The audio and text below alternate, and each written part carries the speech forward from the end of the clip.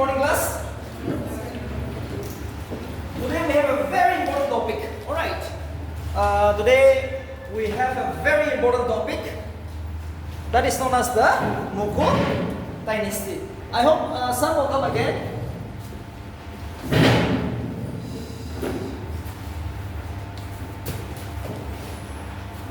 The Mughal dynasty.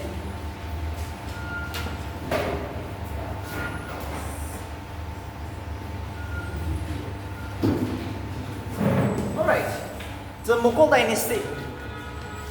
And yes, here. Sit here, you come. Mughal dynasty. The last dynasty in medieval India. After this, modern India is going to come. Alright. The last most important dynasty which we are going to discuss. Medieval is very, it's not that big, okay? It is very limited. The Mughal dynasty. These are also the Muslims. Same thing. We discussed about the Delhi Sultanate, right? Slave, Khilji, Lodi, Shahid, and Tughlaq dynasty. 5 dynasty we have studied. After that, we are going to study the last major dynasty. It is going to be the Mughal dynasty. 1526 till 1858. The Mughal dynasty in India.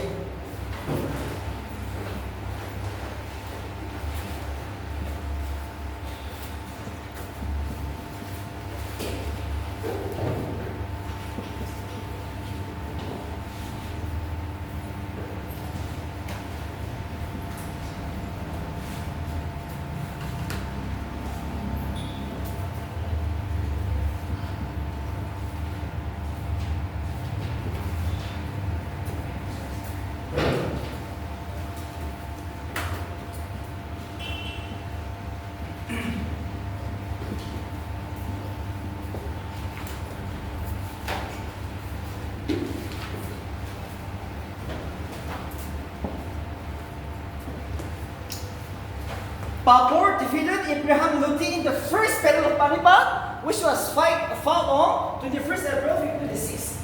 And this laid the foundations of the Mughal dynasty in India. And this led to the disappearance of the Delhi Sultanate. No more Delhi Sultanate. No more Delhi Sultanate. The Delhi Sultanate came to an end. It was Babur who defeated Ibrahim Lodi in the first battle of Panipat, 21st April 1526, which is in present-day Haryana. Panipat is in present-day Haryana. Alright, so who defeated? Babur. And who is Babur? A king from Central Asia, and they are all Muslims. So, from 1526 till 1858, we will see the reign of the Mughal dynasty in India. That's all. Right. So very important. NBC is waiting for you. I think the interview is going to be declared on next Saturday. Next Saturday, the result is going to come out. All right. After this, they will publish the advertisement after 1 month. Yes. After 1 month, they will publish the advertisement. August last week, we can expect the advertisement. And till September 30, form fill-up will go. And who knows? October last week, we will see the first trial, right? We're going to see selection. Selection is like an injection, right? So we will try our best, very much possible. So we will see the role of Babur. 1526 till 1530. See, actually, Babur was the man who set up the Mughal dynasty in India, but unfortunately, he ruled for a long period of time. In fact, he fought so many battles, which we are going to discuss. Okay, directly we are going to discuss the battle. Actually, he ruled for only 3 years, but there are so many battles which he fought. First is Battle of Panipat. Battle of Panipat. We all know. 21st April.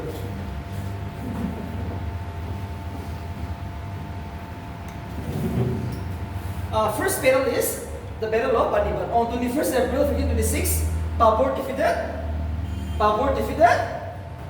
Abraham Lodi. This is the first battle which was fought. Right. On 21st April 1526, it was Babur who defeated Abraham Lodi. The first battle we fought in India. And this battle led to the foundations of the Mughal dynasty in India, which we have discussed. The first battle. And the second battle, the Battle of Kanwa, 1527.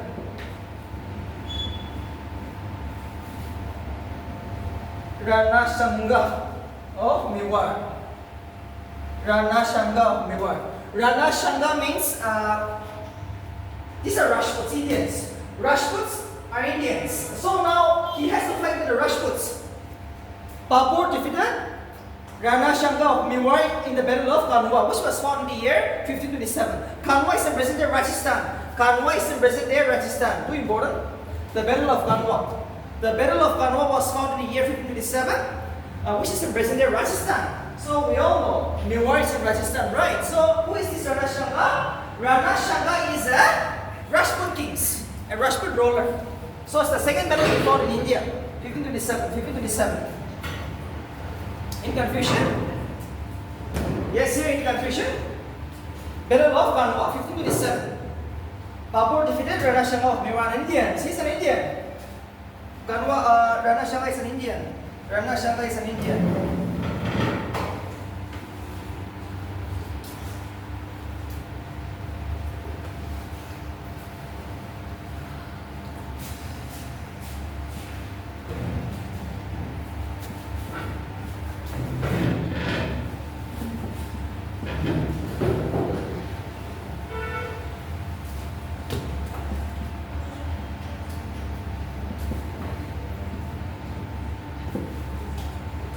Babur defeated Mitinurai in the Battle of Chandrai, which was fought in the year 1528. Another Rajput kings, another Rajput ruler, an Indian ruler, he defeated him in the Battle of Chandrai, which was fought in the year 1528. The Battle of Chandrai. He defeated Mitinurai in the Battle of Chandrai, and Mitinurai is a Rajput kings in the year 1528. 1528. 1528. Battle of Chandrai. The Battle of Century, 1528, 1528, 1528.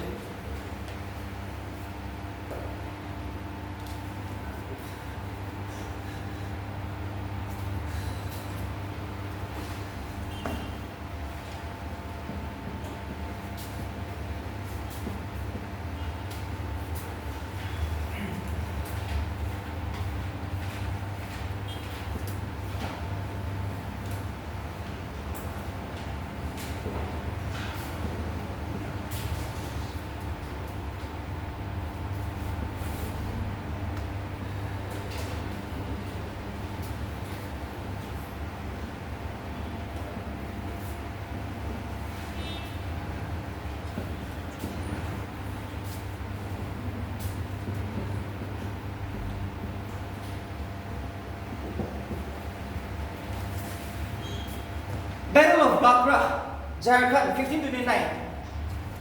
Babur defeated Muhammad Lodi. And who is this Muhammad Lodi? An uncle of Abraham Lodi, the last king of the Delhi Sultanate. Another king is defeated, but he's not an Indian, he's a Muslim.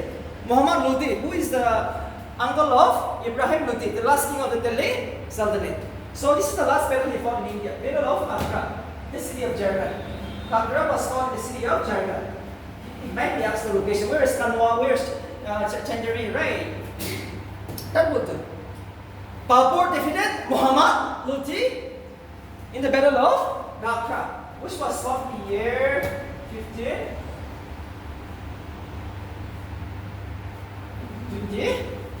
1529. So this is the four battles he fought. This is the four battles he fought in India when he ruled for only just 5 years, right? He ruled for only 5 years. Now we will see. Now we're going to see the areas which is under the control. Now we're going to see which is under the areas of. Yes, you have to come at the right time. All right, or else you will miss the train. You will miss the train now. Now the areas which is under the control of the king Babur. All right. Let's see the areas which was captured by him during his short term of 5 years.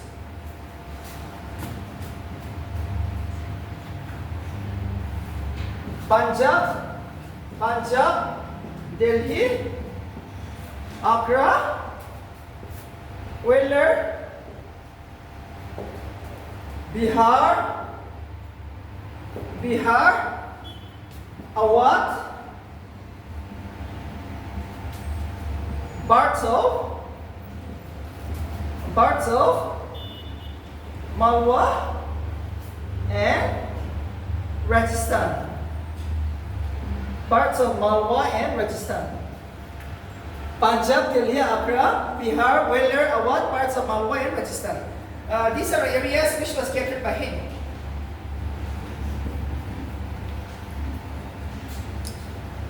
This was the areas which was under the control of the Babur. Punjab, Delhi, Agra, Bihar, Vellore, Awadh, parts of Malwa and present day Rajasthan. See, why Rajasthan? Why Malwa? Why Rajasthan? Why Awadh? Because here, why Vellore? It's a Madhya Pradesh. Why? Because he fought with the Rajputs, right? Battle of Chandari, Battle of Kanwa, or Battle of Katra. I'm so sorry, Battle of Kanwa and Battle of Chandari. These are the two battles which was fought here with the Rajputs. That's the reason. Most of the Rajput areas, the central India, was under the control of Babur. He never captured South India, East India, no. Only parts of North India. Delhi, Punjab, Agra, Awadh, Vellore. Yes, these are areas. And parts of Malwa and Rajasthan. And parts of Malwa and Rajasthan. Parts of Malwa and Rajasthan.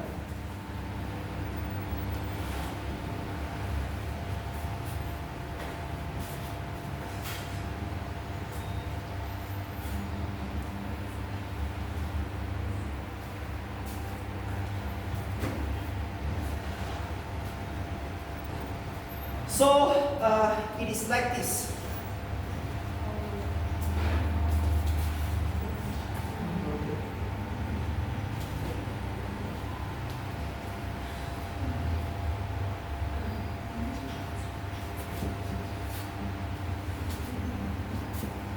MBC can ask it this way. How is Babur related to these two persons? Genghis Khan, one of the greatest king of the Mongols, right? He is the king of the Mongols who wants to capture India every time, even during the Delhi Sultanate, he came to India. Mongols, right? Delhi Sultanate. So what happened is that from his mother's side, Babur is related to Genghis Khan. And from his father's side, he is related to Timur, who was also a king of the Central Asia. Very powerful king. So he has that kind of an origin. Babur is related to Genghis Khan from his mother's side and Timur from his father's side. And both are too dangerous. Too dangerous king. Genghis Khan, famous king of the Mongols. Timur, one of the greatest king of the Central Asia.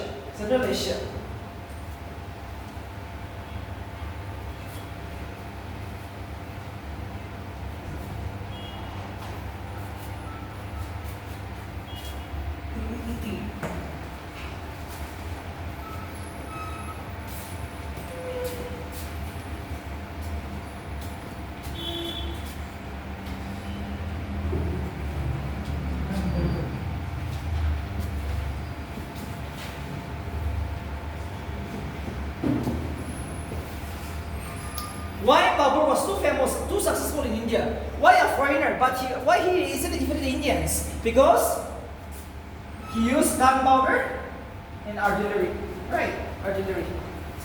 Foot soldiers, but he used this arms and ammunition, gunpowder and artillery. That is why he's so successful. That is why this was the most exceptional. India does not have this all, but he used gunpowder and artillery. Because of this, they are too successful. That is why Babur is very much successful.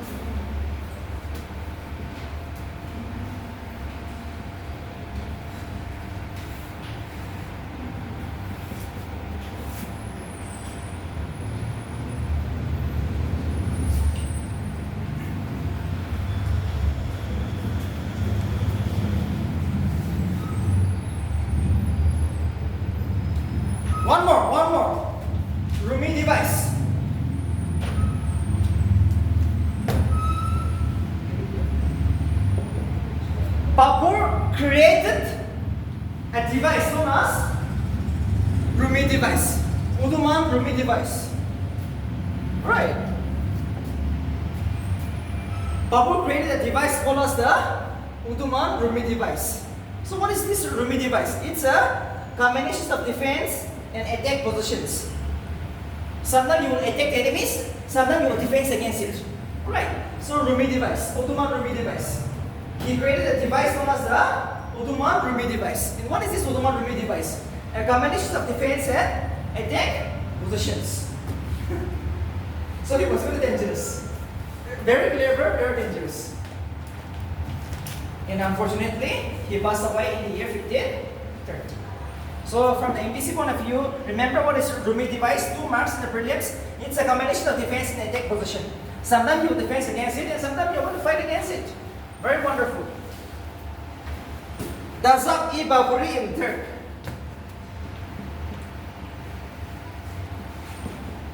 Dazak-i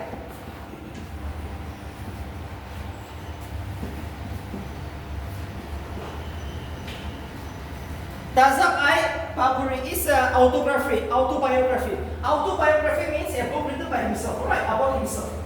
Babur wrote his autobiography known as the Dazak-i-Baburi, and it was written in the Turk language. Too important. Turks, alright, Turkey. Dazak-i-Baburi is an autobiography of King Babur, and it was written in the Turkish language. It was written in the Turkish language. Dazak-i-Baburi, written in the Turkish language.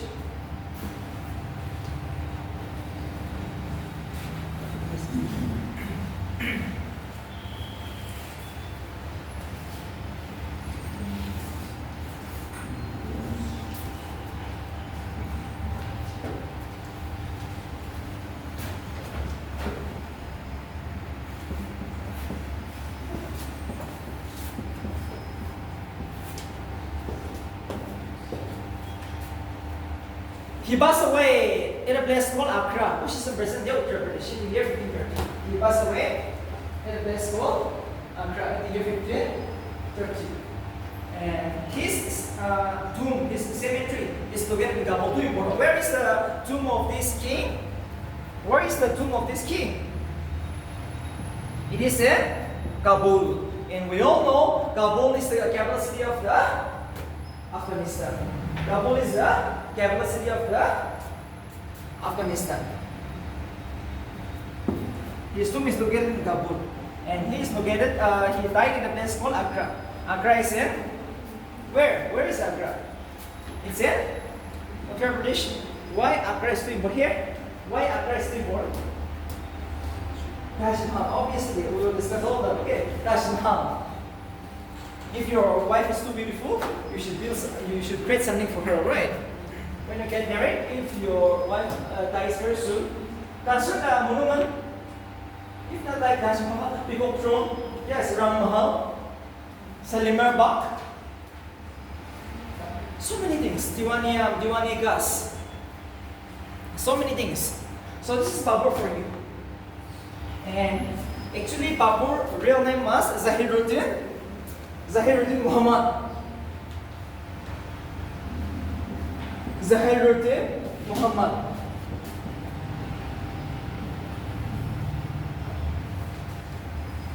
Zahiruddin Muhammad.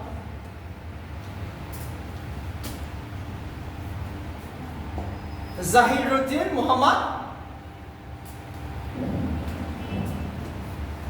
Zahiruddin Muhammad is the real name of Babur. Okay. Babur means lion. Babur means lion, not tiger, right? Babur means lion. And his real name is Zahiruddin Muhammad.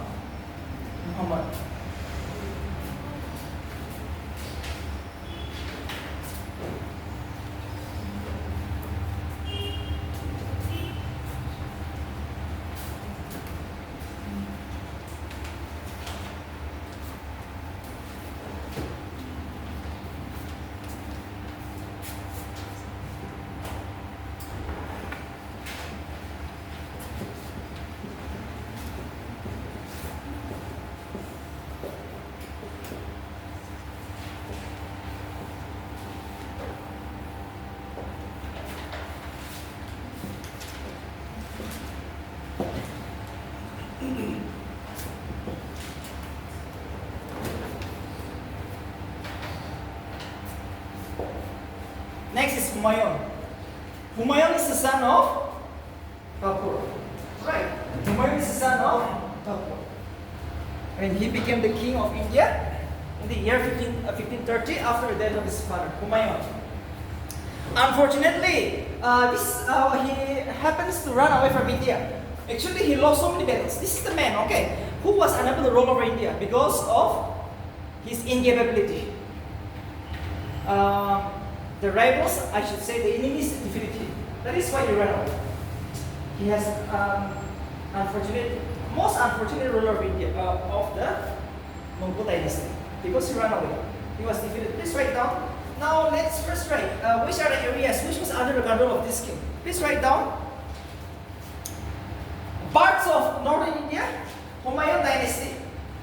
Parts of northern India, Delhi, Agra, Punjab, and parts of the Gangetic plain. Bengal, Bihar, Kabul in Afghanistan, and temporary control over Gujarat and Malwa. Please write down. Parts of northern India. Parts of northern India. Parts of northern India. Delhi, Agra, Punjab, and parts of Gangetic plain.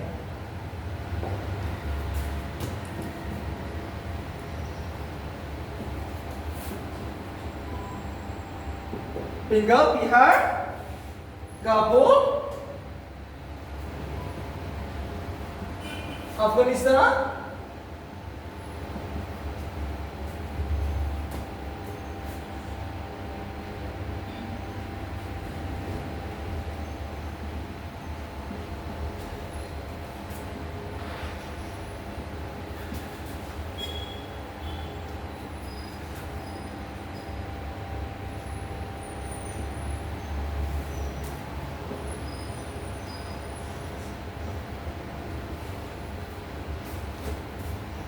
temporary control over Gujarat and Malwa.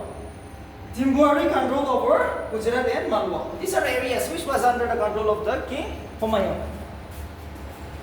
Parts of parts of northern India, and Bengal, Bihar, Delhi, Agra, Punjab, parts of Gangetic plain, and Kabul in Afghanistan, everything. Okay, Kabul is the capital city of Afghanistan. Kabul is the capital city of Afghanistan. So Afghanistan is captured by Humayun, and for a temporary period, he also controls Gujarat and Malwa. Malwa is in present-day Madhya Pradesh, a very important area in Madhya Pradesh. For a temporary period, he also controls Gujarat and Malwa. Right. So this is the areas which is under the king of this Humayun. But now we're going to discuss what happened to him. All right.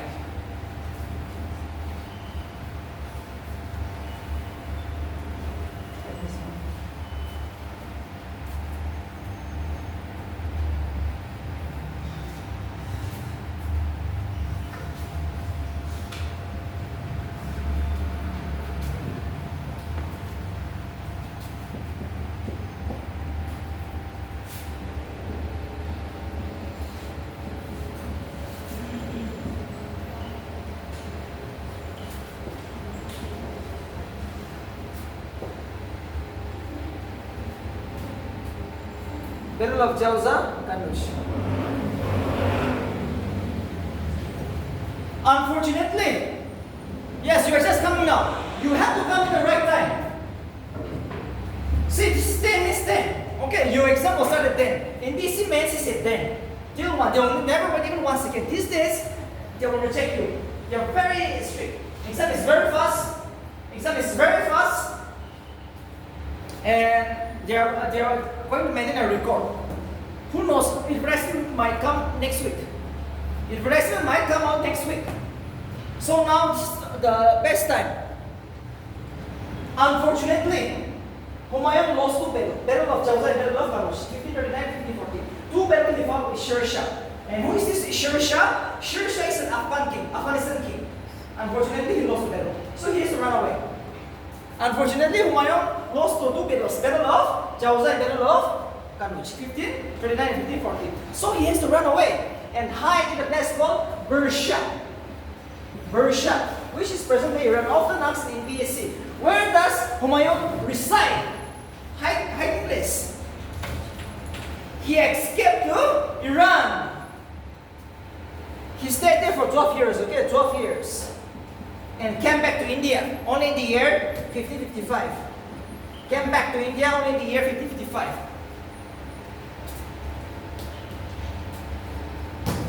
Unfortunately, he remained in exile for 12 years. He stayed in Iran.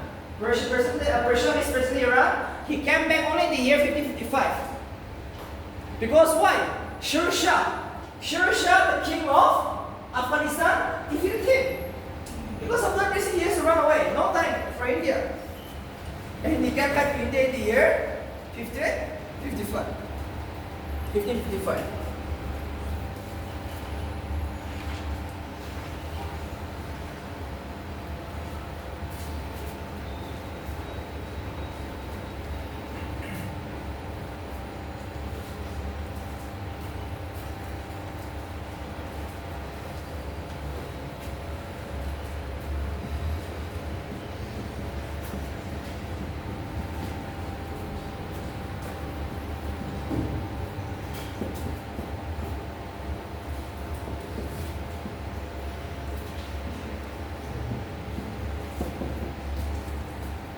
Unfortunately, in the year 1556, he fell down while climbing down the library. So we have a library here, right? So when he was climbing down to his library, from the upside he came down. Okay, from the library he's going down, just like you. You're from this library, you're going down to the floor. Unfortunately, he fell down and he died. That is the reason for the scholars. Just like see how did Qutb Aibak died? The death of Qutb Aibak was? Yes. What happened to him? Yes. While playing polo, right? Jauhama polo. He was playing a game known as the polo. Yes or no? For that reason, while playing polo, he died. Here, the same things. While climbing down his library, he died. And who is he? Humayun. Who is born? Okay, Humayun died while coming down his library. Unfortunately.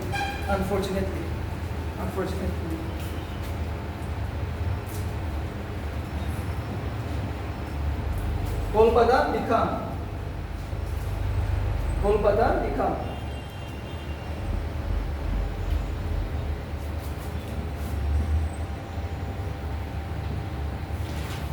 become. His sister wrote a book for him, biography, Humayun Nama. Humayun Nama is a book written for him by his sister, Golbadan become. So what it will be known as? It will be known as biography or autobiography. Biography. Biography means someone is writing a story for you. Autobiography means something has been written by yourself. Like Dazaki Babri and Durki. Babri has written a book by himself, right? But here, his sister, Golbadan Begum, has written a book for him, Humayun Nama.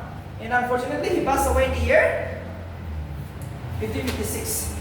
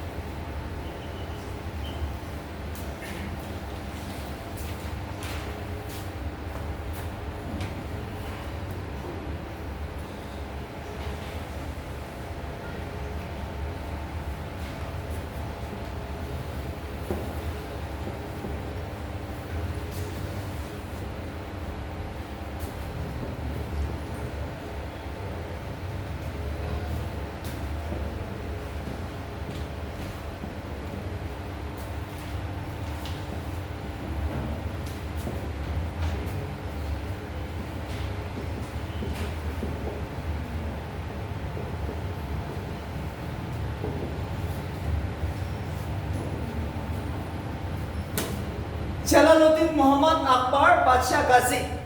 Akbar, the king Akbar, the greatest king of the medieval India. Jalaluddin Muhammad Pasha Ghazi. What has happened? Actually, Akbar was born in Persia.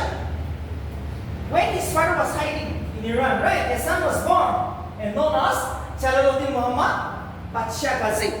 Jalaluddin Muhammad Akbar Pasha Ghazi, his full name. We see it's Akbar, right? But actually his real name is Jalaluddin Muhammad Pasha Ghazi. Jalaluddin Muhammad Akbar Pasha Ghazi. A son was born where? In Persia. When he was in exile, right? He was hiding. A son was born. A son was born. Jalaluddin Muhammad Akbar Pasha Ghazi at the age of 56. So he ruled from, just remember the role of this king. From 1556 till 1605, he is known as the reign of the Akbar in India. Alright, we will take 30 minutes here. The reign of Akbar. Short to come. In this 3 questions you can expect directly. Whether it's an IAS or NBC prelims or mains. Alright, you can expect 3 questions. Minimum 3 questions. Jalaluddin Muhammad Akbar. Jalaluddin Muhammad Akbar Pasha Ghazi. So we will see some of his main contributions in the medieval Indian history. Kalarner in present-day Punjab. He was crowned. Okay. He assumed his office at a place called Kalarner. And where is Kalarner? Kalarner is in present-day Punjab. He became the king at the age of 14. At the age of 14, Akbar became the king and he was crowned. He assumed his office in a place called Kalarner, present-day Punjab. Present-day Punjab. He became the king at the age of 14. Where? Kalarner. It's in present-day Punjab.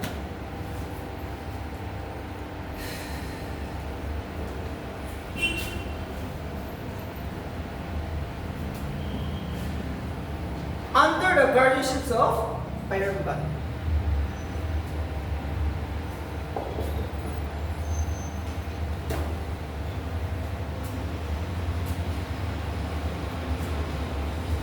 He was too young. We all know Akbar is too young, right? So when he became the king, he was under the guardianships of Mughal. Often asked in BC, who was the guardians of Akbar? Mughal. Too young. You need a guardian. Even now, to prepare for a BC exam, you need a guardian, right? If you are staying at Bailey's and all hostel, people will ask you, give me your guardian name. So it's Mughal, right? Your guardian name is not Mughal. Mughal is the guardian of Akbar. He was too young.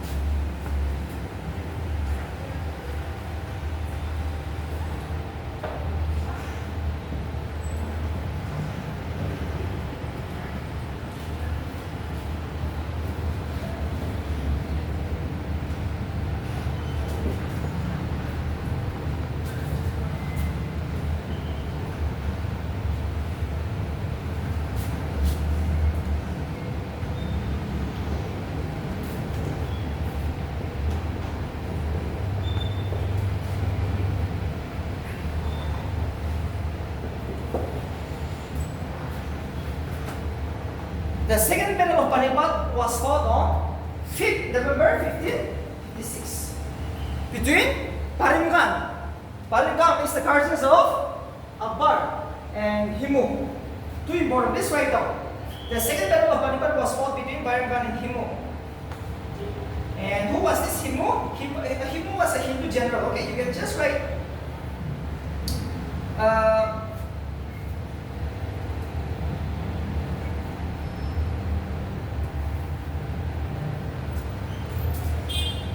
it is like this. The Afghans, right? The Afghans also wants to roll over India. Afghanistan king, we all know. Just like Sher Shah, right? So see, what happened is that this battle has made it clear that it is Mughal who is going to roll over India. Akbar was too young. So he was represented by his guardian, Mughal. Alright, 5th November 1556. And this battle led to the disappearance of the Afghans. Who involved? Which battle has led to the disappearance of the Afghans? This battle. By this battle, it came to a clear conclusion that it is Akbar, it is the Mughals who is going to rule over India, not the Afghans. And who is this Himu? Himu is a Hindu general and Hindu ruler. Himu.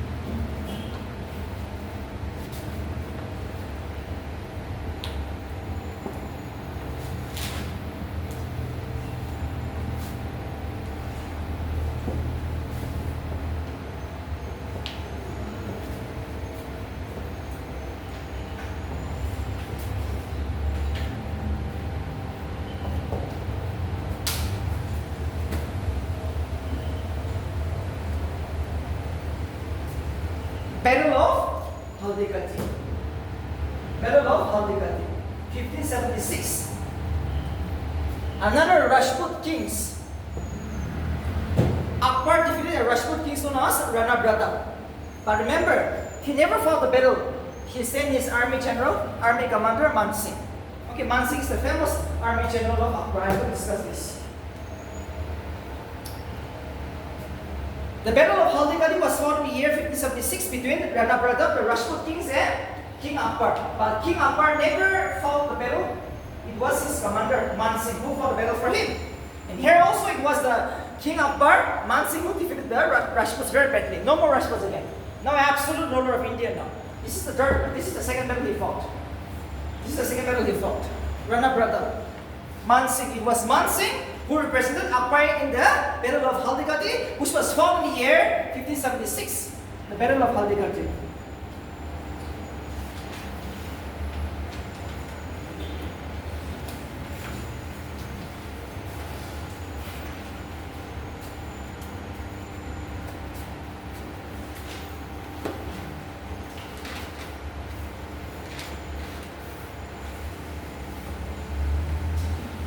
Now the areas. Which is under the areas? Now the areas, I'll just go direct. See, it will take 2-3 days. Okay, if I explain the role of Akbar, it will take so many days. But from the NPSC and UPC point of view, just remember the areas which is under the control of King Akbar. The areas which is under the control of King Akbar.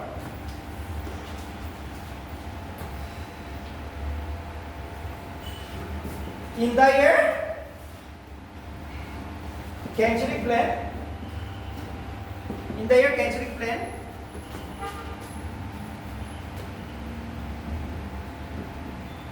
Bihar, Uttar Pradesh,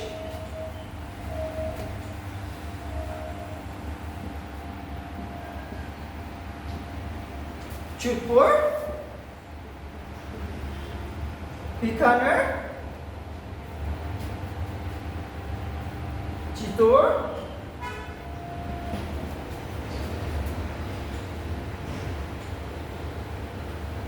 Bengal,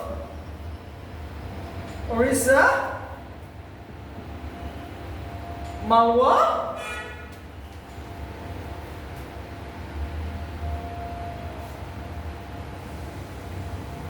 Gondwana,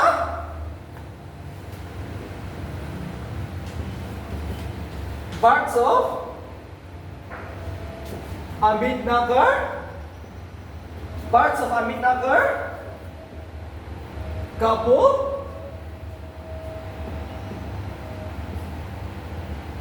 Kashmir, Sindh, Kandahar, and Balochistan. Balochistan.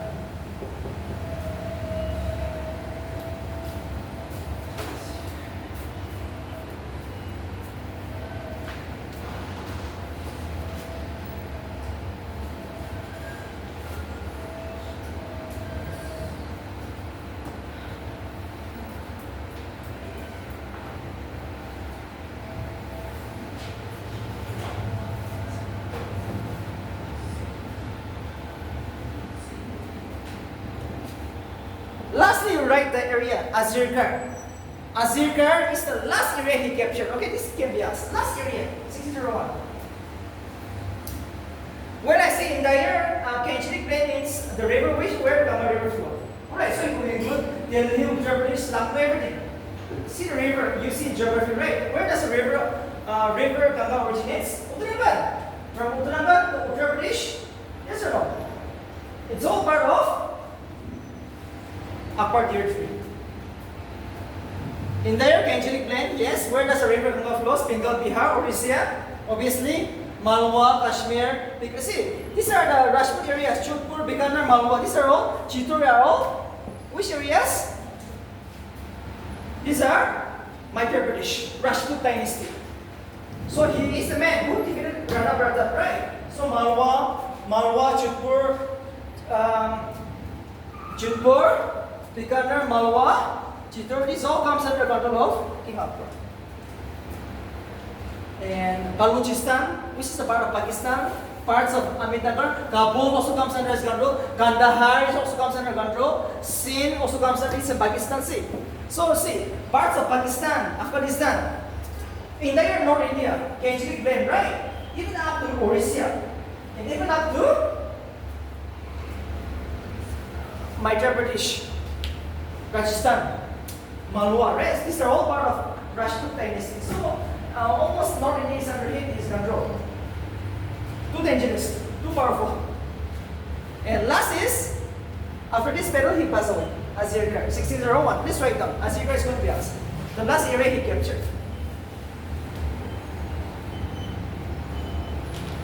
I don't think you can memorize everything, right? But use your logic. Logic is like the entire Gangetic Plain. Or take example, when I said North India means I don't have to study the South India.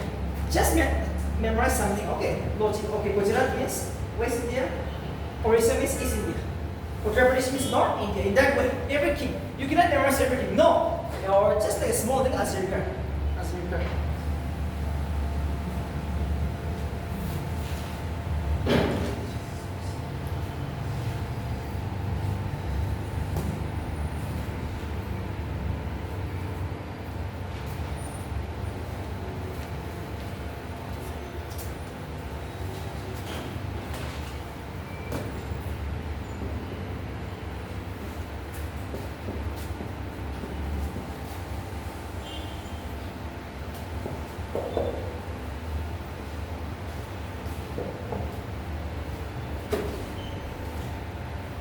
Important person. Nafrata means 9 important person of Akbar. Here you have to memorize everything. No other option. Now I'm going to give you. There are 9 important person of King Akbar. Who helped him? He became the king. Or when he was ruling over India, there are 9 person who helped him. Works very smoothly. Akbar Navaratna means 9 important person who stayed at the court of King Akbar, the greatest king of the medieval India. The greatest king of the medieval India. King Akbar. So please write it down.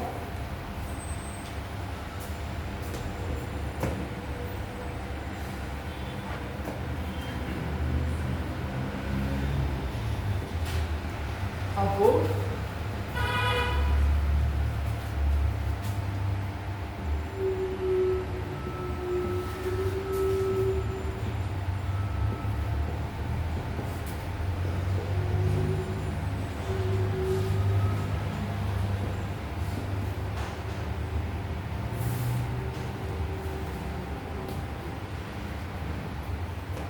The first is Abu Fas, a very important scholar who wrote 2 important books for him. Ain Akbar and Akbar. These are the 2 books written for Akbar, right? By he's a boy, a scholar, very important intellectual man, Abu Fas, who wrote a book for him. Second is Faizi. It's a Persian boy. It's a Persian boy. Who stayed this court? It's a Persian boy again. Remember who is this Faizi? It's a Persian boy. Faizi is a Persian boy. Abu Fas wrote Ain Akbar in Akbar.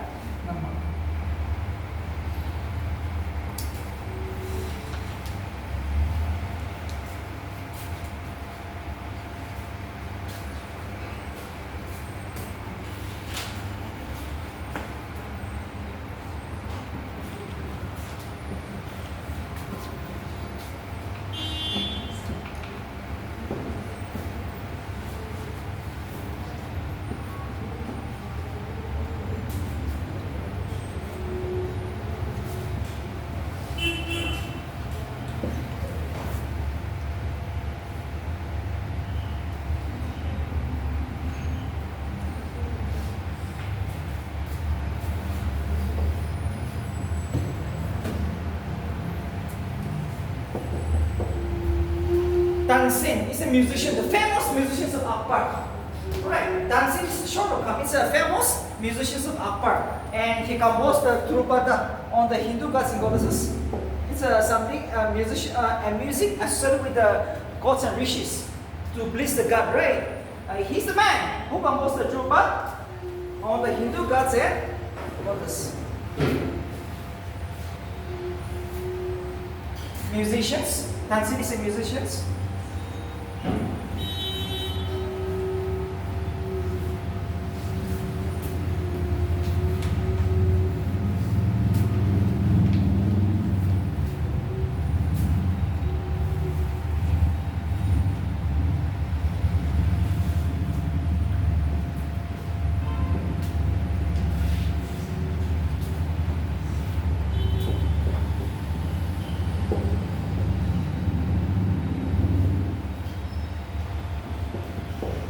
Fakir Aziuddin, it's a Sufism, chief advisor of King Akbar. Fakir Aziuddin.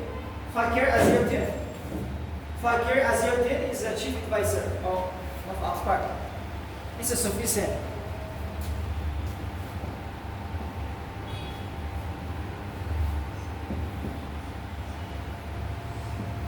Mahishtas, he called the title Raja. He called the Raja and Birbal. And he was a famous courtier. Courtier means a person who stayed at the court of the king. When you visit the king, you will see this man to entertain him. That means like a PA. Mahishtas is a very famous. He is the man who is behind Akbar. Just like a right hand, he will stay with him. The most important person. That's why he got the title Raja. Raja or Birbal is the title he got. And it was given by King Akbar. Raja or Birbal. In the NPC hall, you might not get Mahishtas. They might confuse you. They will just give you Raja or Birbal, but it is Mahishtas. Okay. Who is Raja or Birbal? It is Mahishtas. And who is this Mahishtas? A courtier. A famous person. A very important person who is there in the court with the king itself. Hitesh, chief minister office, prime minister office, no? You see the BS, no? The principal secretary, no? He's like that.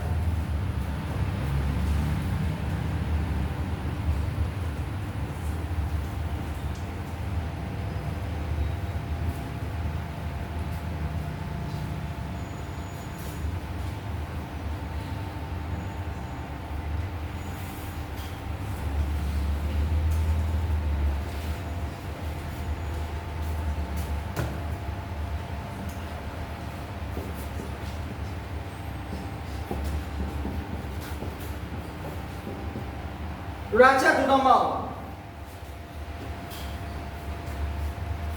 Finance or revenue minister. Finance or revenue minister of King Akbar. Finance or revenue minister of King Akbar. Raja Dudarmal.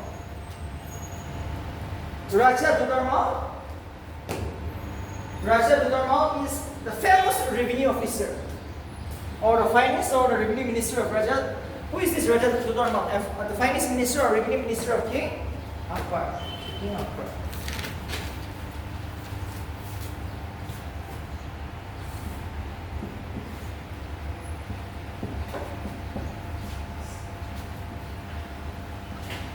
And we all know who is a Mansingh, right? Who is this Raja Mansingh? Raja Mansingh, we have already studied.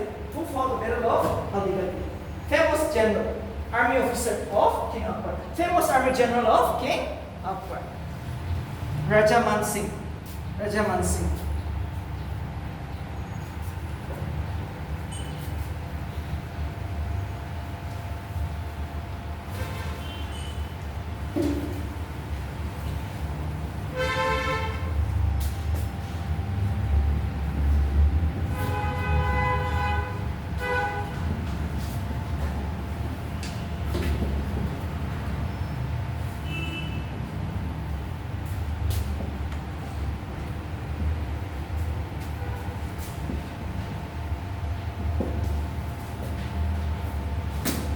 Abdul Rahim Khan Abdul Rahim Khan I Khan. He was a poet. He was a poet.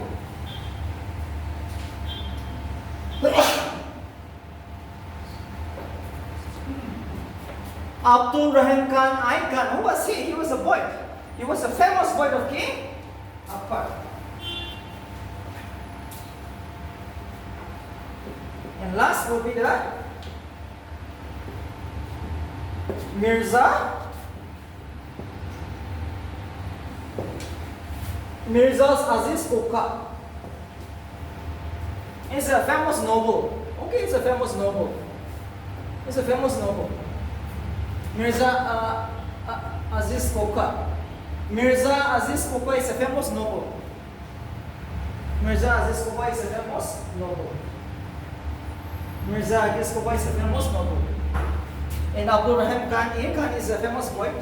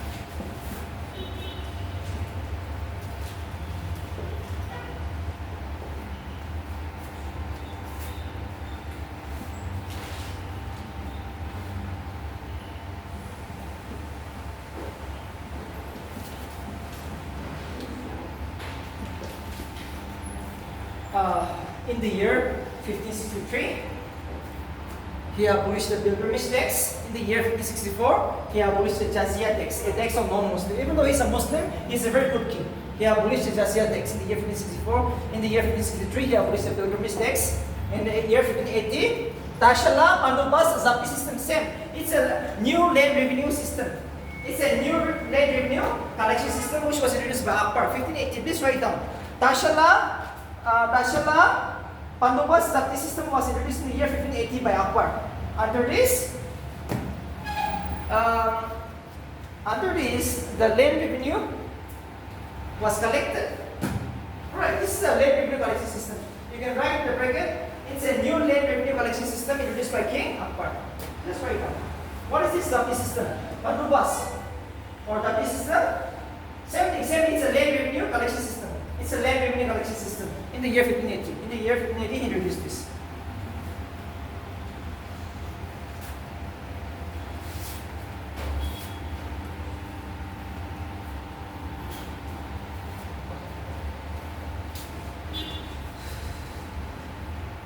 Okay, one more, please write down.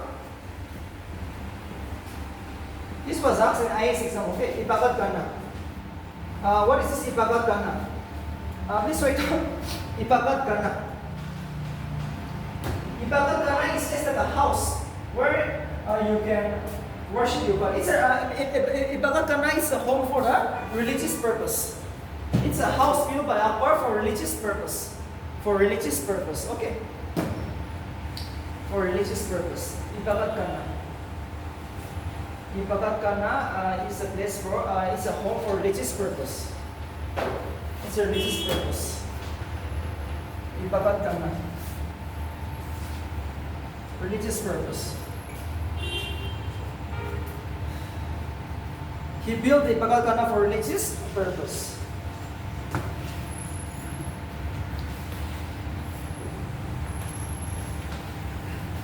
Okay, one more point. Akbar is considered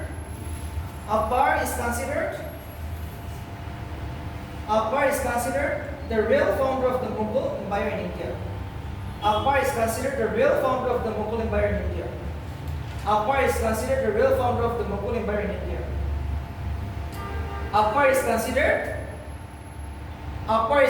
the real founder of the Mughal Empire in India. He is the first Mughal ruler who diverged religion from politics. He is the first Mughal ruler who diverged religion from politics. That means religion is to do with church. Politics is to do with the making of laws, right? So he's the first Mughal ruler who diverged religion from politics. And he's the real founder of the Mughal rule in India. Too important. Like Iltutmish, he's the real founder of the Mughal rule in India. He's the real founder of the Mughal rule in India. I have no confusion here. Akbar is the real founder of the Mughal rule in India, and he's the man who first diverged religion from politics.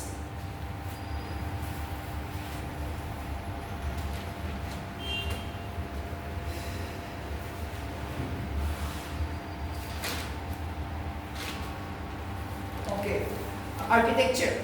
Some of the architecture which was introduced by this king, King Akbar. Akbar architecture. Agra Fort, Fatehpur Sikri,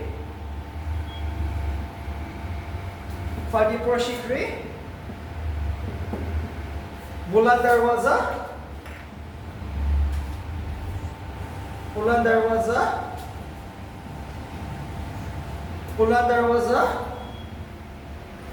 Jama Masjid,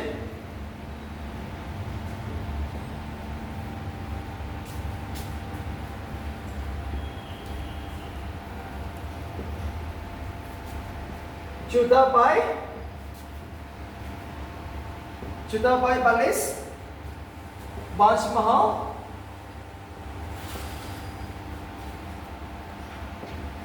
Judabai Palace, Taj Mahal,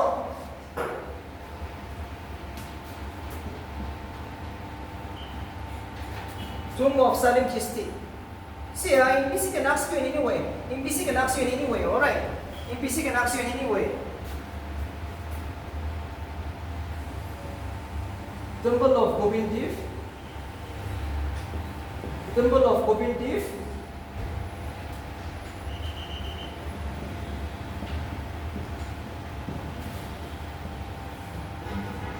Nilkan Temple, Buland Darwaza, Jama Masjid, Tomb of Salim Chishti, Fatehpur Sikri. And it's the new capital. See, this is too important. Fatehpur Sikri is the new capital of the Mughal dynasty. From Delhi, he shifted capital to Fatehpur Sikri in Uttar Pradesh. Because the son was born, known as Salim. Salim means Jahangir, okay, which I'm going to discuss in the next topic. Salim is his son. After a long time, his son was born, known as Salim. So in favor of his son, he built a new capital of the Mughal dynasty, known as the Fatehpur Sikri, which is a present day Uttar Pradesh. Fatehpur Sikri is going to be us. It's a new capital built by Akbar in favor in remembrance of his son Salim, which means Jahangir.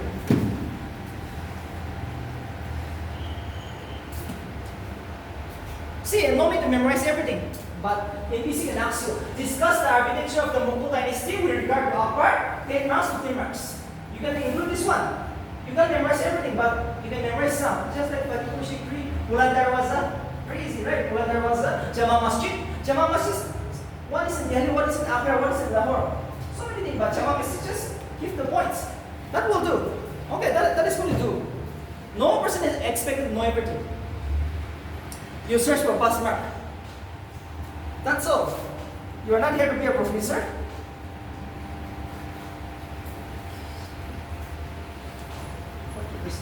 40% will do, okay? 40%. 40% of the topic, if you can master, that will do. Some of the important scholars who stayed at the court of Akbar.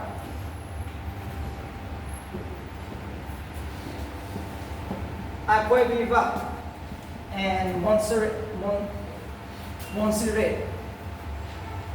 These are two Christian scholars, two important, Akbar and Montserrat. Famous scholars, is sure to come.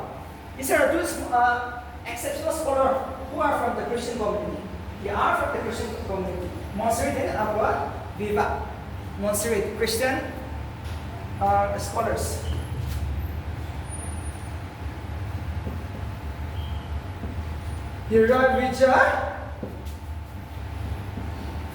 Vijaya Suri. Hirai Vijaya Suri and Dastar Maharshi. Dastar Maharshi Rana. These are Parsis. These are all Parsis, intellectual people. Parsis, okay. Two Parsis scholars stayed in the court of King Akbar. Hari Vijaya Sara and Dastar Maharshi Rana. Maharshi Rana. Hari Vijaya Suri.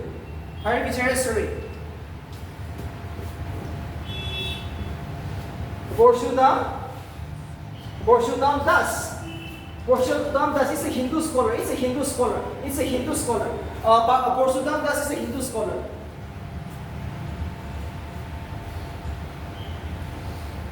Borshudam Das is a Hindu scholar. Borshudam is a Hindu scholar. He's a Hindu scholar.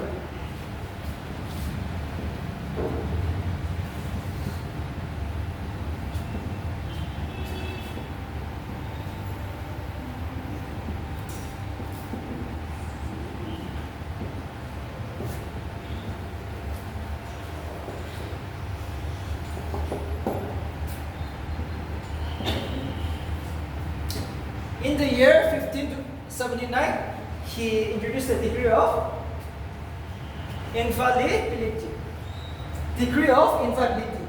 That means, you see, so far Muslims or any other people, okay, the Sikhs or any other people, they are interfering in the religious affairs. So, to stop that, to have a very strong control over the religion, he introduced a decree of infallibility in the year 1579. See the dictionary, what is the meaning of this? In the year 1529, Akbar introduced a decree of infallibility, which means he wants to have an absolute control over the religion. To have a tight religious power, he introduced a decree of infallibility. That means, see, he is a Muslim, but still that he promotes all religion. But in order to have a fair play, he introduced a policy of infallibility. To assume absolute religious power, he introduced this decree. Okay, of the last NBSC. Ibagat Kana also is going to be asked. What is Ibagat Kana? A house for a religious purpose. Ibagat Kana, anyone can come and worship. He was liberal. Remember, he was very much liberal. Even though he's a Muslim, aggressive, right? Too powerful. So many areas are captured, but remember, he's the man who promotes all religion. And he's the man who first separated religion from politics. And he's the real founder of the the Mughal dynasty. We will take 15 minutes break. After that, we will go to the next king, Jahangir, his son Jahangir. I hope you like the topic. Or do you don't like it?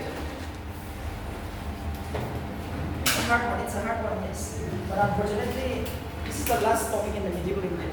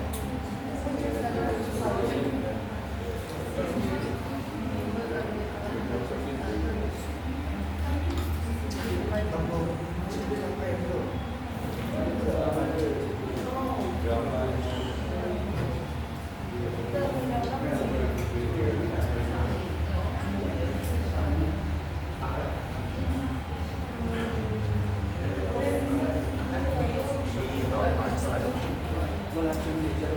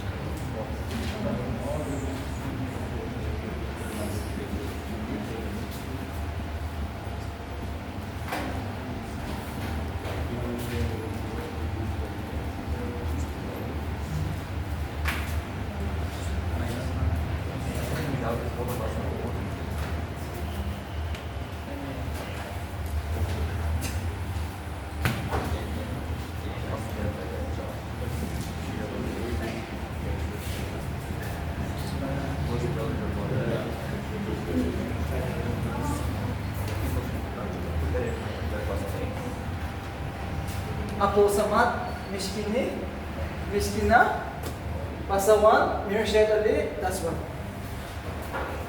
These are the famous benders who stayed in the court of Akbar.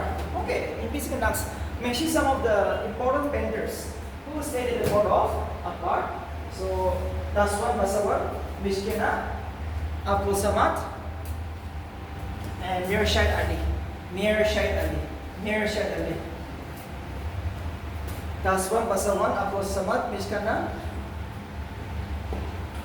Mirshad Ali. Alright.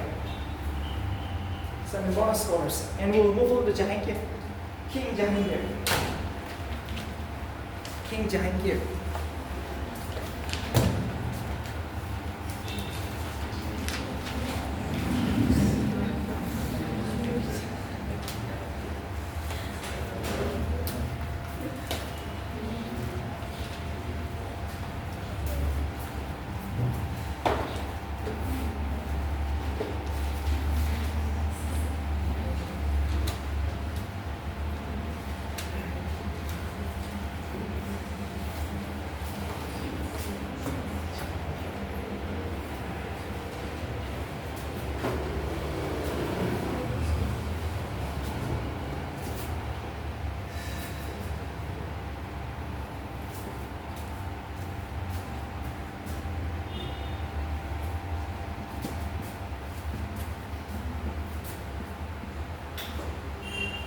Okay.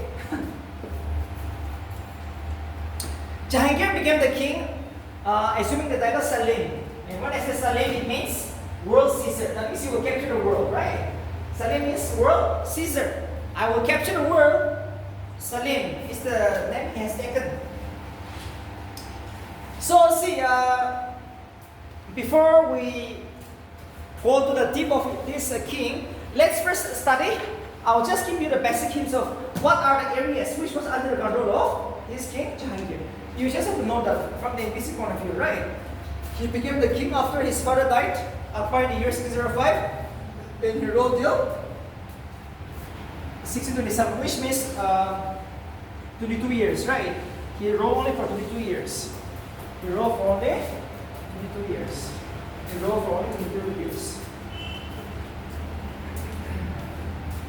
The areas which was captured by this king: Mewar, Bengal,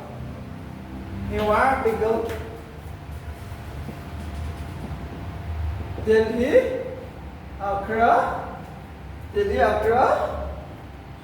Lahore, Gujarat,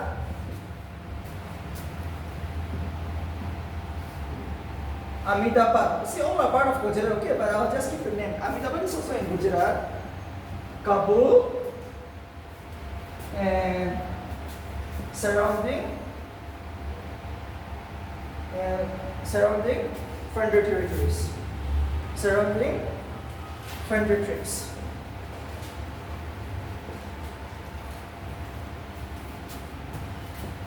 Parts of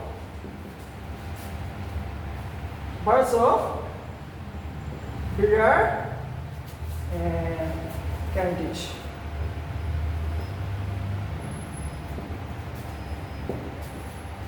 Parts of Bihar and Kandij. These are the areas which is under the control of this king.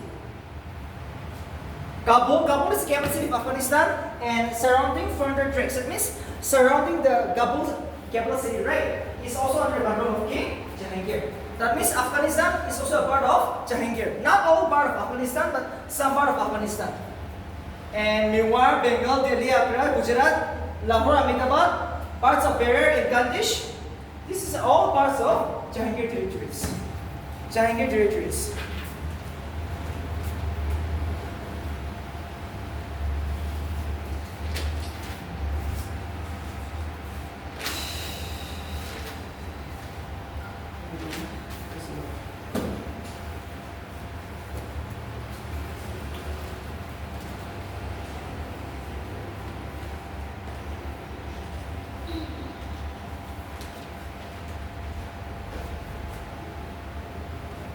Remember, this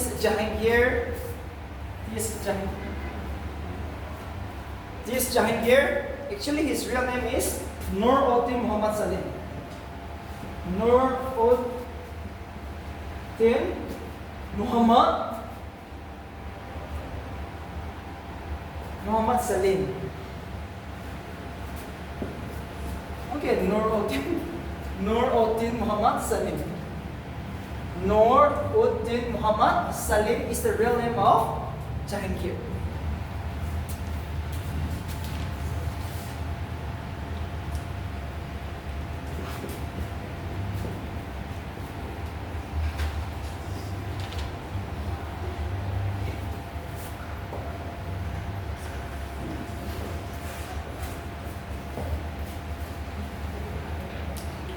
Jahangir is too famous for justice.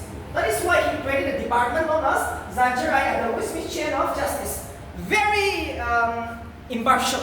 Alright.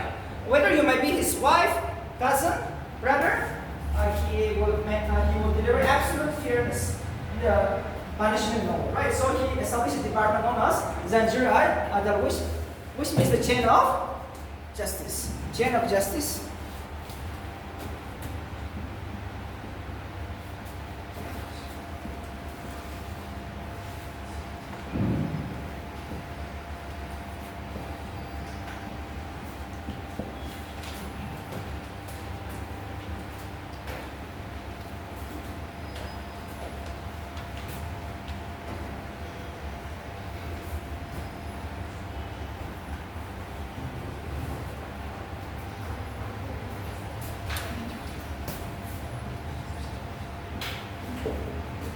Okay, please write down. Jahangir introduced the Do-Ashpa and Shi-Ashpa system. I will discuss this. He introduced the Do-Ashpa and Shi-Ashpa system. What is this? Okay, please write down. Under this, under Do-Ashpa,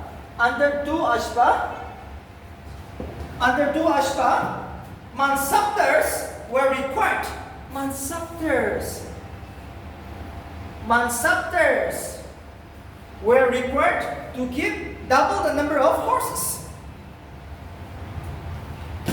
Under Do-Ashpa, Mansabdars were required to keep double the number of horses compared to their Zawar rank. Okay, see, this is what I want to discuss. Okay, Zat in Zawar. What is this Zat in Zawar? This is a part of the Mansabdari system.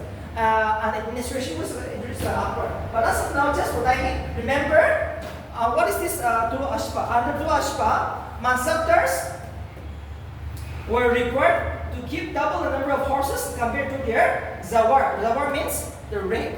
Zawar means the rank. And who is this Mansabdar? Mansabdar means the army officer of the Mughal administration. Okay, who is this Mansabdar? Mansabdar means the army officer. And they are required, they are to maintain some horses. Next is,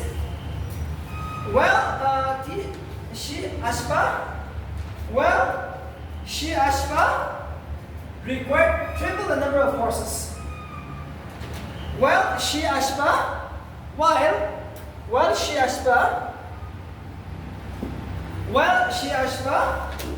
required triple the number of horses. Shi-Ashpa required triple the number of horses. That means under Shi-Ashpa you have to maintain triple the number of horses. Take example. Do-Ashpa, for Do-Ashpa means 2 horses. Shi-Ashpa means 3 horses. As an army officer, you have to maintain that horses. That is what they are talking about. Mansabdar means army officer. And they have to maintain the horses, right? According to the demand of the kings. So that is what Jahangir has introduced. Do-Ashpa and Shi-Ashpa. But Mansabdar was introduced by Akbar, which I will discuss tomorrow. Which I will discuss only tomorrow, right? What is this Mansabdar? Separate one day. I will discuss this administration. Okay, please write down. In the year 1611, he married Nur Jahan. Nur Jahan is often asked in BSc. Wonderful person. Nur Jahan is the wife of Jahangir. See, when you see the history book, alright, you will study all this, but Nur Jahan, see, he's a widow, alright. Nur Jahan has so many sons and daughters. Jahangir also has so many sons and daughters. They are going to fight against each other. That will never be us. I'm not going to highlight this, okay? Nur Jahan, actually, Nur Jahan, once Nur Jahan got married to Jahangir, now Jahangir gives him so many privileges. Okay, you've been in charge of money, you've been in charge of administration. Even Nur Jahan's son, he was put in charge. So now Jahangir's son and Nur Jahan's son is going to fight.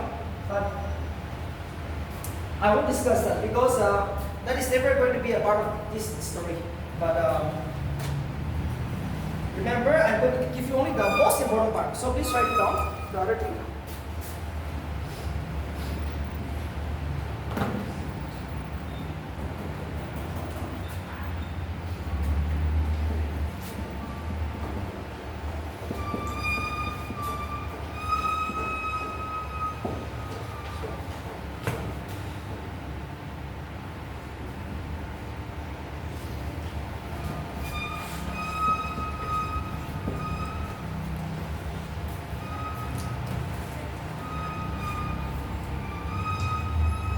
Thomas Roy, William Hawkins, 2 ambassadors who was sent by James I, King of England, came to the court of Jahangir. 2 important. Thomas Roy in the year 1605, William Hawkins in the year 1608. The 2 travelers from England. And they are all part of the James I ambassador. Okay, it was sent by James I, King of England. Now slowly the Britishers are coming. Give me a trade permit. Give me a trade permit. I want to set up an industry.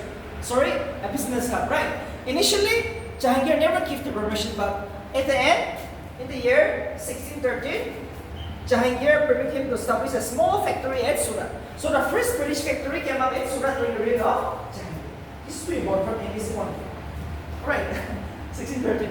Initially, he was never happy. But in the year 1613, he established a center at Surat. So this is how, and this is going to work for you. Alright, 1632 important. The chronology is too important. Okay, next we will write a short note here. Please write down.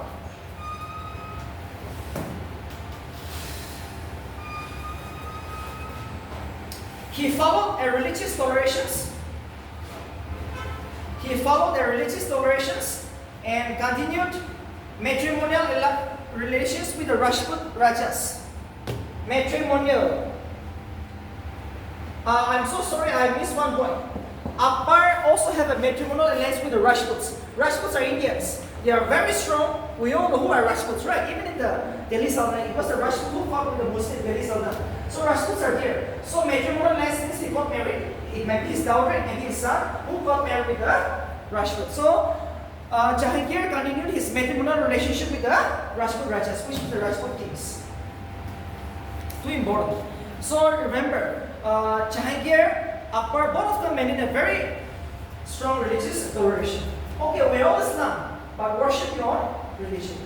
Very famous. And we all know, I said Nur Jahan is the wife of Jahangir. So see, what happened is that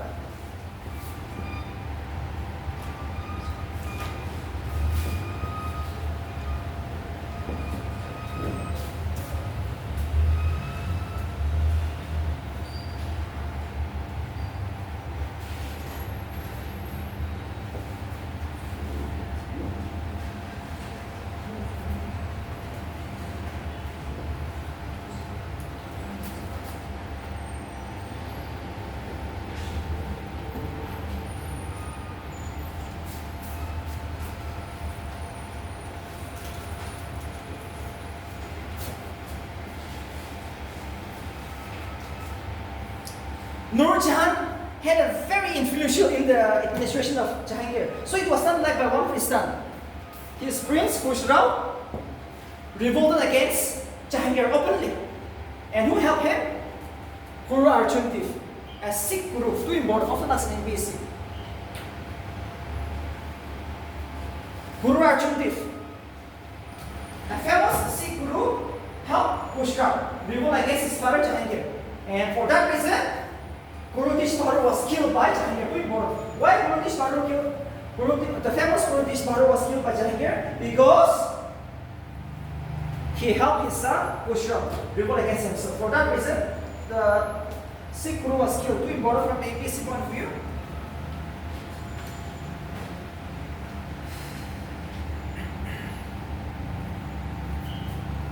And now we will see the famous painters. Okay, some of the famous painters of Jahangir. Remember, Jahangir is too famous for painting. Please write down the painting reached zenith.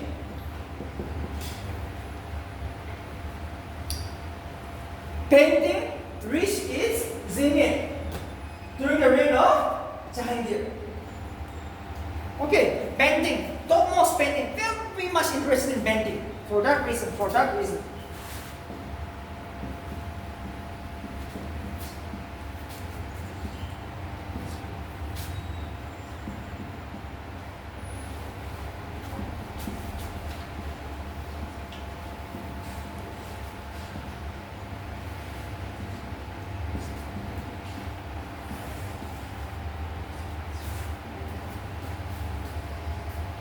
You can write Jahangir period is considered the golden age of the Mughal painting. Okay, Jahangir reign is considered the golden age of the Mughal paintings.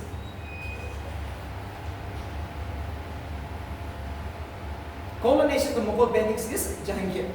And these are the famous painters. Ustad Mansur Abul Hassan, Bishan Das. These are the three special painters which stayed at the court of Jahangir. Now I will give you the example of Jahangir paintings, architecture. Jahangir architecture now.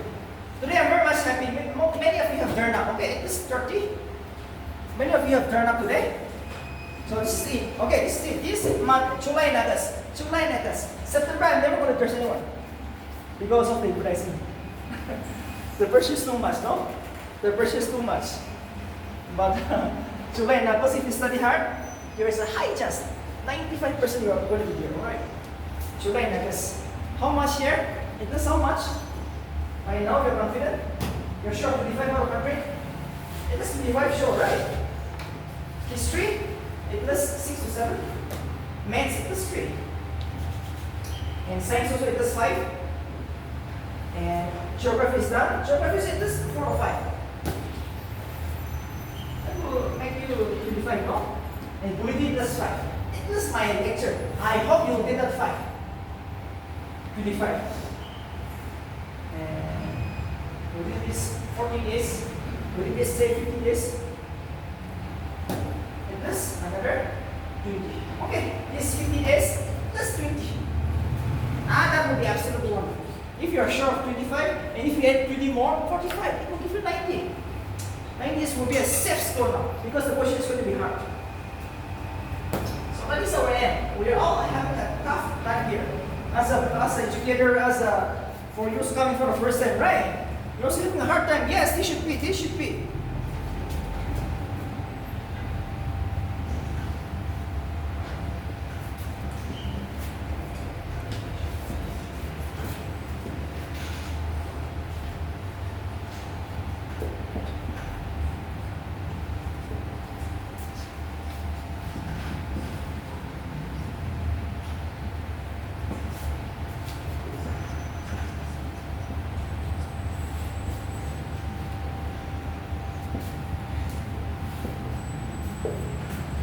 Salimar Bab, Imam Uddaullah, Akbar Tomb. These are the best architecture of the Jahangir. These are the best architecture design of Jahangir.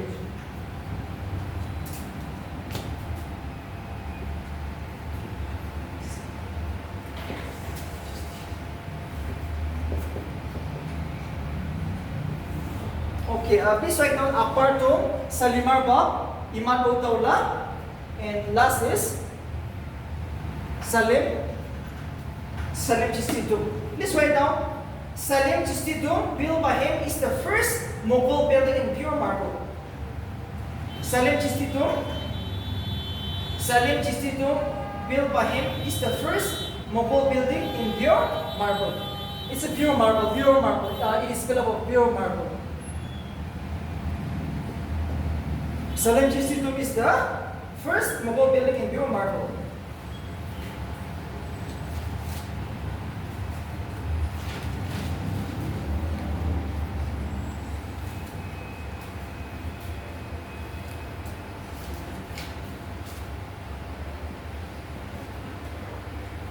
Lahore is in Pakistan. So the last thing is Lahore. His tomb is in Lahore. He died in the year 1627, and his tomb is located in Lahore. Lahore.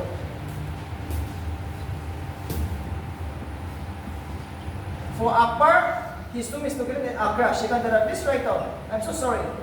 I missed one point, very important one. Where is the tomb of Akbar, the famous king? Shikandara. And Shikandara is a place in Agra. This is a British there, which are British. You have to feel the Mexican color. For Humayun tomb is in Delhi. Humayun is in Delhi. For Babur, it's in Kabul. Okay. For Babur, it's in Kabul. Humayun is in Delhi. Jahangir is in Lahore. And Akbar is in Agra. And Jahangir is in Lahore. That will do, okay? That will do. This is more enough. This is more enough. And this is more enough.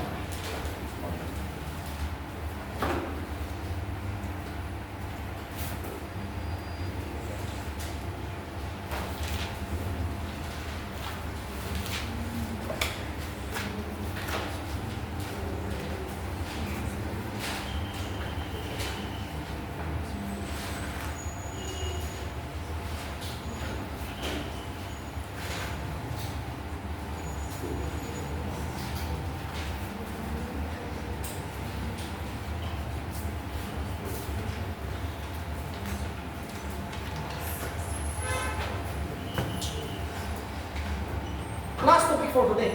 Shah Jahan.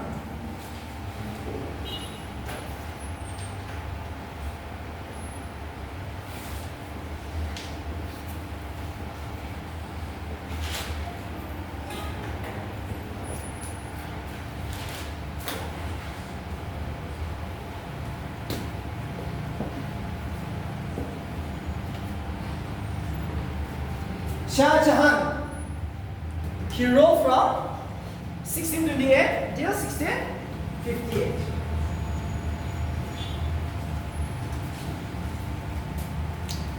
And we will see what kind of policy he will introduce. Alright. Firstly, we will see he is the son of Jahangir. He is the son of Jahangir. So now we will see the role of this king. First, let's see the areas which was captured by this Shah Jahan. This right now.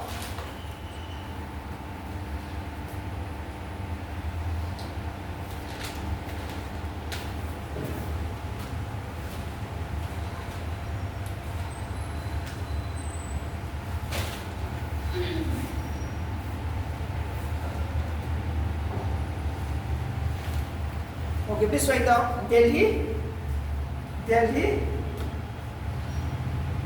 Agra, Punjab, Sindh, Kashmir, Mewar, Delhi, Agra, Punjab, Sindh, Kashmir, Mewar, Baklana,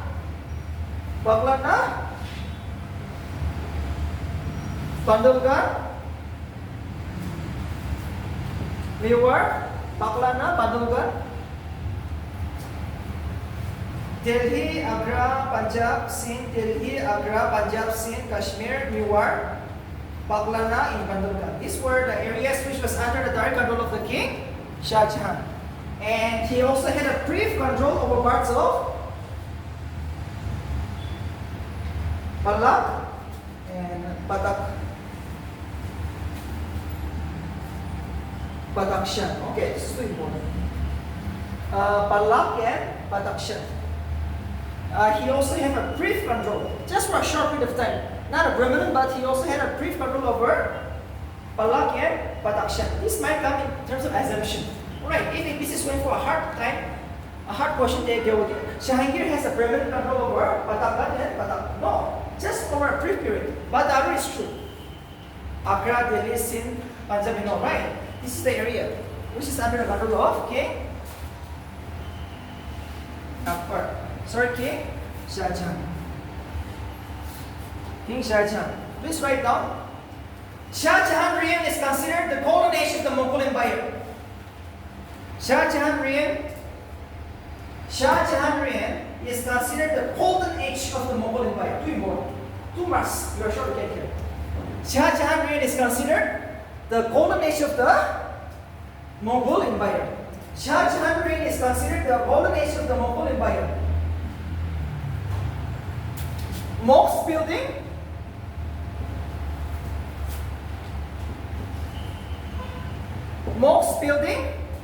reached its zenith during the reign of Shah Jahan. Mosque building reached its zenith, the highest point. Too famous, right? For this kind of a construction, you know, he was too famous.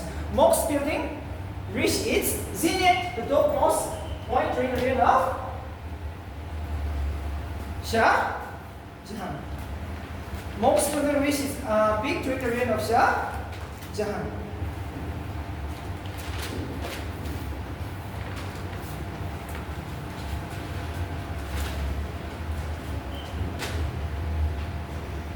Okay, next point, please write down. He controlled a vast empire.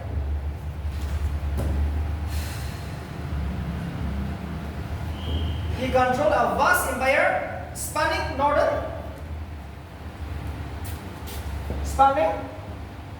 That means spreading over. Okay. He controlled a vast empire spanning northern, central, and parts of southern India.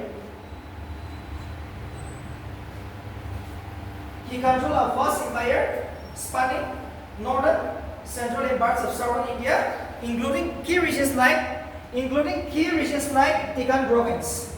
In the bracket right now, the Mughal king famous for Deccan camping. Deccan camping. Too famous. He tried to capture this area, it was possible. Too famous again. Deccan means present in Maharashtra. He wants to capture this area. Deccan camping or Deccan provinces. Too famous. And he is Shah Jahan. He is too famous for Deccan camping. Like Jahangir, who is famous for painting and all, right? He wants to capture this area.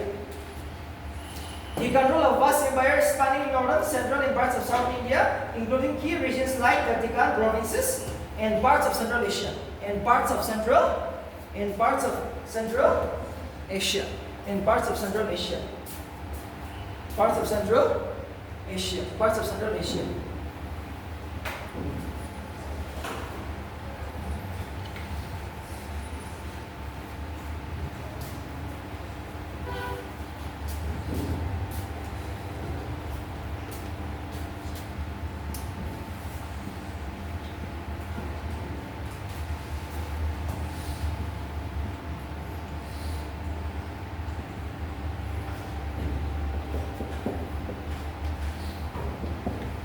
Chakla means a new administrative unit. Okay. Came into existence during the reign of Shah Jahan. A new administrative unit, often asked Chakla. Chakla means a cluster of administrative unit. And cluster means, when I say cluster, it means a group of administrative unit. Alright. Chakla means a new administrative unit, but it is also a group of new administrative unit. Subdivisions, some subdivisions. Chakla. Under Shah Jahan, a new administrative unit called the Chakla came into existence, which was a cluster of parganas. Pargana means a group of subdivisions. Pargana means subdivisions. So in short, this right now, Chakla means cluster of the parganas, which is the subdivisions. Alright. Cluster. Chakla means a new subdivision, in short, which was created, just like a Mitsubima subdivision. If I'm the king, if I'm the chief minister, I'll write Mitsubima as a new subdivision, right? So like that, it's a cluster, a group of subdivisions. Chakla.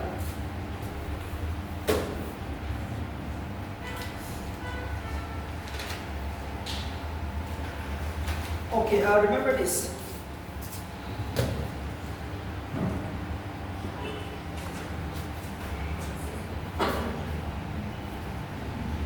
Art and architecture reaches zenith during the reign of Shah Jahan.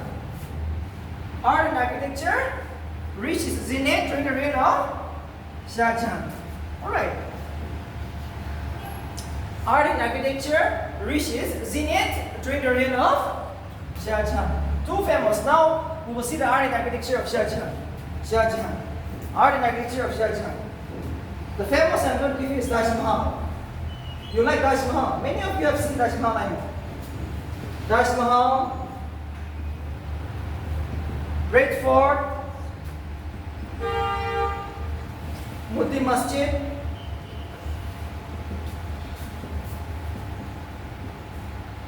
Diwan Ayam,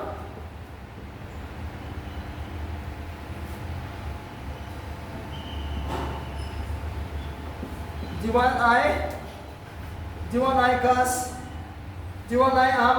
Gas, Great Fort, Taj Mahal, Moti Masjid, Shah Jahanabad,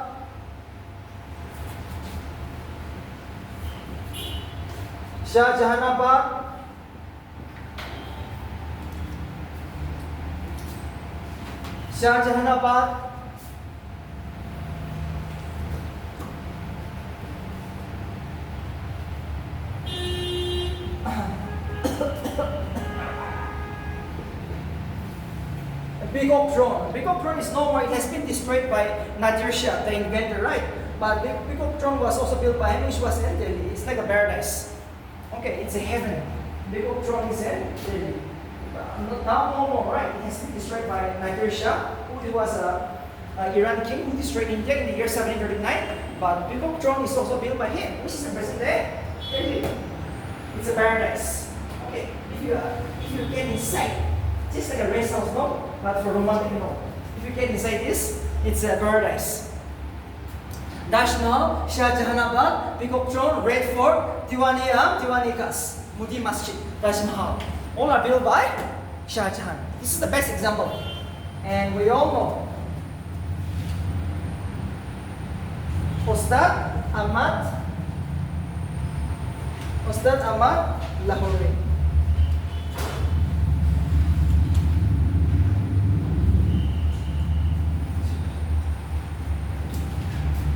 Ustad Ahmad Lahori.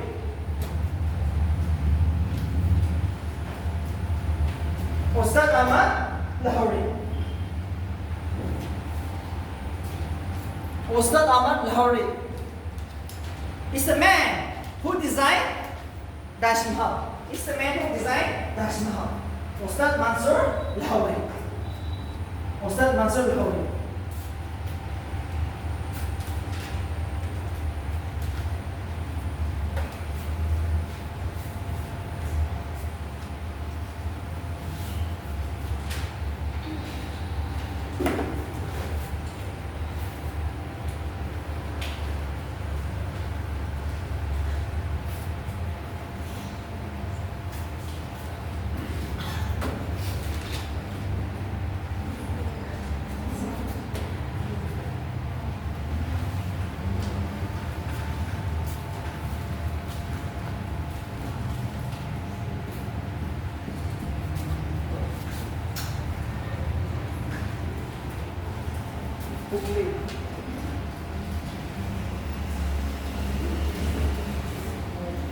Remember, Shah Jahan defeated the Portuguese for the first time in the Battle of Hooghly. Hooghly is a river in West Bengal in the year 1631.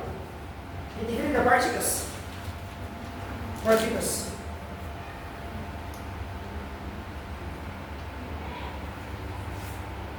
And we all know Taj Mahal was constructed in memory of his wife, Mumtaz Mahal. Right, it was Mumtaz Mahal. Mumtaz Mahal. Taj Mahal was constructed by Shah Jahan in memory of his wife, beautiful wife, Mumtaz Mahal. Mumtaz Mahal is too beautiful. Alright, Nur Jahan was too influential. See the difference? Nur Jahan, the wife of Jahangir, was too influential, creative, skillful, right? That is why he had a very big influence towards the administration of Jahangir. For that reason, his son, Kushra, revolted. Here, Shah Jahan's wife, Mumtaz Mahal is too beautiful.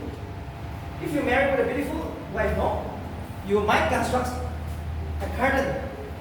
You might construct a house for him, for her. Like that. It was Mumtaz Mahal. She was so attracted. Shah Jahan loved him so much, right? For that reason, Taj Mahal was constructed. And he died in a place called Taj. Taj means Agra. Where Taj Mahal is there? No. His tomb is in Taj, which means in Agra. Where is the tomb of Shah Jahan? In Taj, which means in Agra. Uttar Pradesh only. Too important. So, two kings, their headquarters is there, their tomb is there, Uttar Pradesh. Even Akbar, Sikandara Akbar. Yes, it's Uttar Pradesh.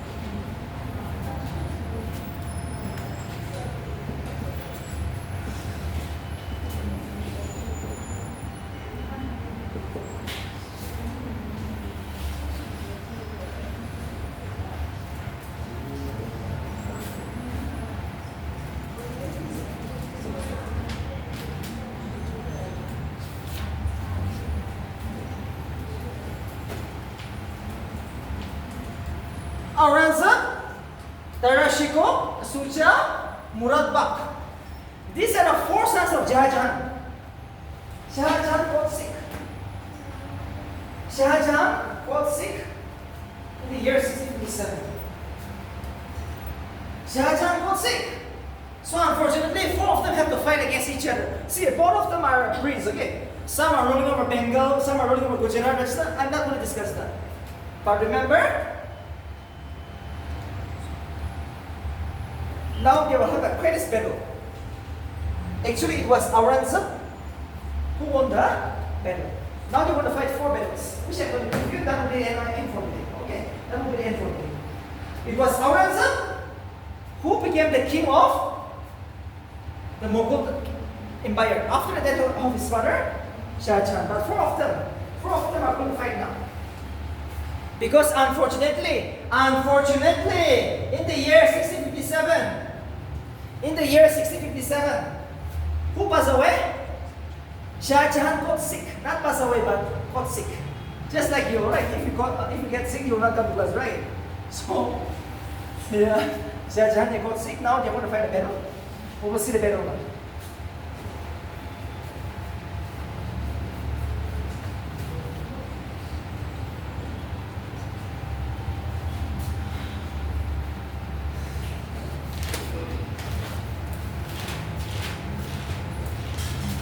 Four battle and we'll discuss.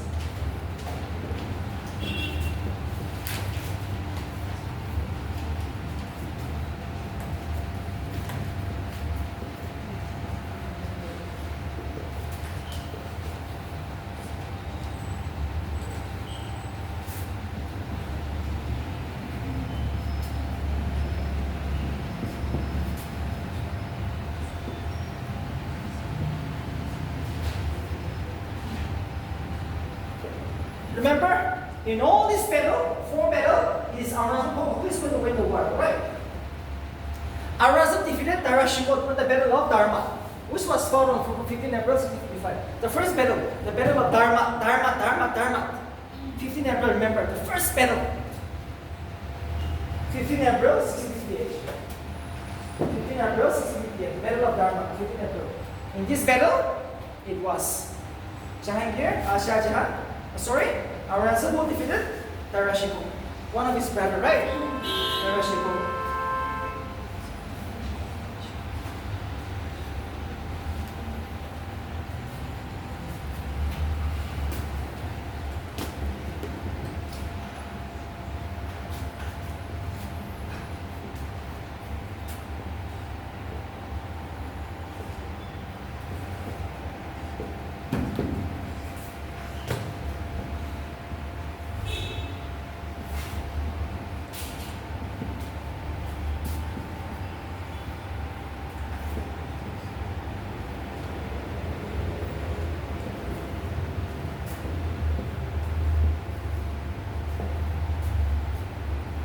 Battle of Samukar.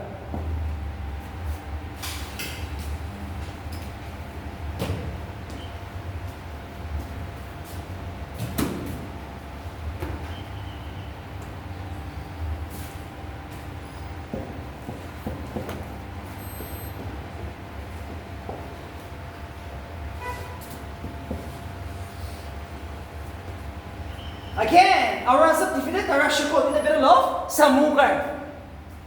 May 29, 1658. Battle of Samukar.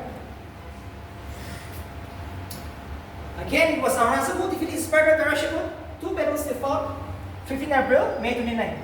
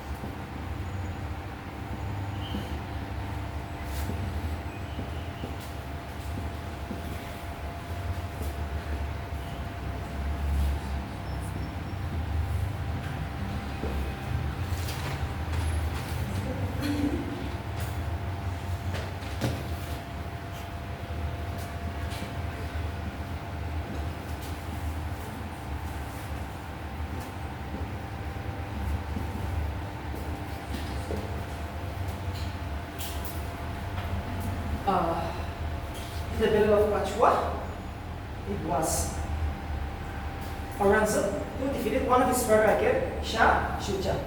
I have given you right, Shuja. That is Shah Shuja. Full name is Shah Shuja. He defeated him. January 5, 1659.